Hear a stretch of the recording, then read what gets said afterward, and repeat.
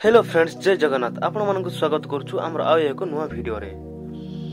तो फ्रेंड्स, आज हम आपण मानकु रामायण गोटे रहस्य कथा विषय रे कहिबु जहा कि आपण माने जानि नथिबे। से रहस्यटी हैला केउ अभिशाप कारणरू रावणर सुनार लंका पड़ी ध्वंस हो जाइथिला। तो आसंतु जानिबा आजिरो वीडियो रे संपूर्ण रहस्य। रामायण रे रावणर सुनार लंका को नहीं अनेक रहस्य रही।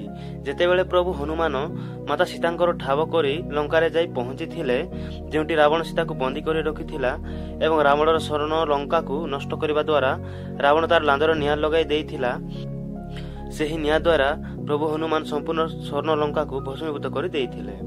पौराणिक कथा अनुसार थरे माता पार्वती निमंत्रण अनुसार भगवान विष्णु और माता लक्ष्मी कैलाश पर्वत रे पहुंची थिले एवं कैलाश पर्वत रे अधिक ठंडा थिबा कारणरू माता लक्ष्मी शीतरे थरिबा को लागि थिले। एहा परे माता लक्ष्मी देवी पार्वती को पछारी थिले कि आपण एते ठंडा रे एही पर्वत रे किपरि रहउछंती। जाहा को सुनी माता पार्वती को अद्भुत लागि थिला एवं दुख मध्य करिथिले। एहार किछि समय परे महादेव और माता पार्वती वैकुंठ धाम रे पहुंची थिले और सेठाकार वैभव देखि माता पार्वती मध्य महादेव को भव्य महल तैयारी करिवार इच्छा प्रकाश करिथिले। एहा परे महादेव देवशिल्पी विश्वकर्मा को सुनार लंका तैयारी करिवार कार्य अर्पण करिथिले। जेतेबेले लंका तैयारी होई जाइथिला सेतेबेले ताहाकु प्रतिष्ठा करिबा पई रावणर पिता विश्वकर्मा ऋषि को निमंत्रण करिथिले।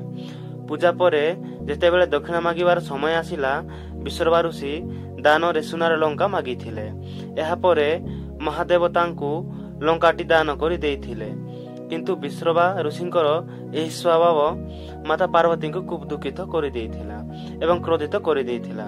एही कारणरू माता पार्वती अभिशाप देइथिले जे एही नगरी दिने भस्म होई जिवो एवं एहा महादेवଙ୍କ मनरे गभीर दुख देइथिला एवं से मनरे स्थिर करिथिले जे माता पार्वती को अभिशाप पूर्ण हेबा जरूरी। एही कारणरू महादेवଙ୍କ एकादश अवतार हनुमान सुनार लंका को पड़ी भस्मीभूत कर देइथिले। तो फ्रेंड्स, आज वीडियोटी जदि भल लागिथिबो तबे गोटे लाइक करिके हम चैनल को सब्सक्राइब कर दियंतु।